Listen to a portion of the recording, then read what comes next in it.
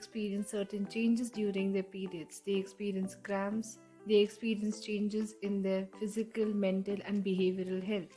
And that is why in today's video, we will be talking about the role of diet during menstruation, the foods that you need to include and exclude from your diet so that you don't aggravate your period cramps and also keep your overall health in check. So let us get started.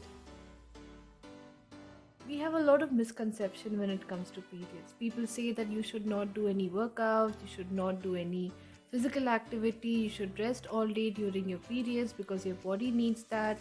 Yes, sometimes you do need to take rest, but it does not mean that you become lazy and you do not allow your body to be active.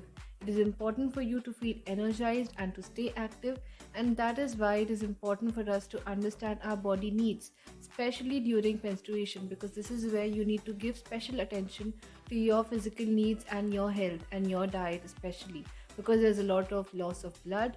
So there are certain nutrients from your body that has been depleted and you need to replenish it. So here are a few points you need to keep in mind during periods. The first and most important point is to not give in to your sweet cravings or your sudden hunger pangs.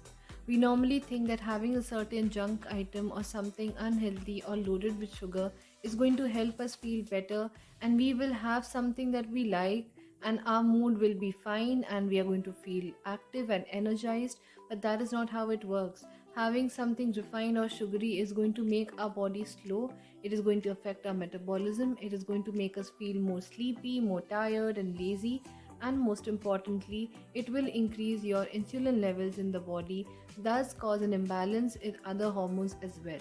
So another mistake we make during periods is that we go for caffeinated products thinking that it is going to help our body and make us feel better.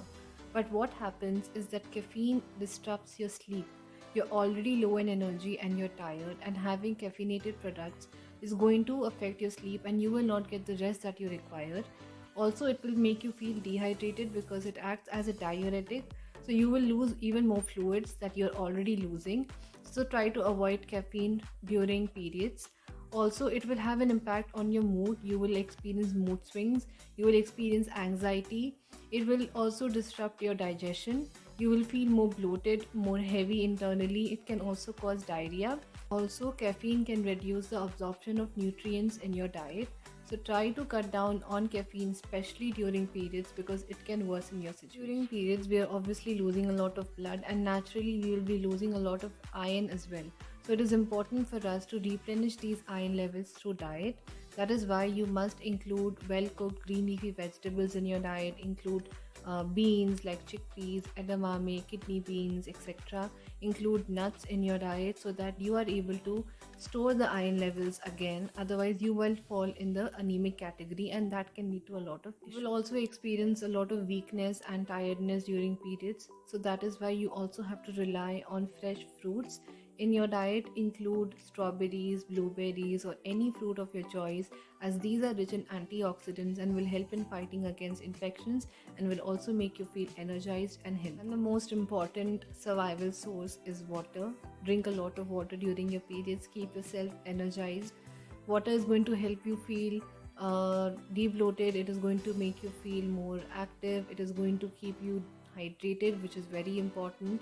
Once you take care of these points, you're going to cover all the other issues that you might experience. The sudden mood swings, the anxiety, the fatigue, etc. will all get resolved if your body is receiving the amount of water it requires. Congratulations, you have now mastered how you can keep your symptoms and your cramps away and not let it affect your lifestyle. You can now fight these barriers by just keeping diet and lifestyle in mind.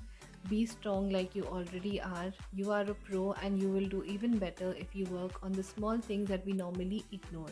I will see you all next time. Do like, share and subscribe to our channel, and until then, love, invest, find yourself and enjoy.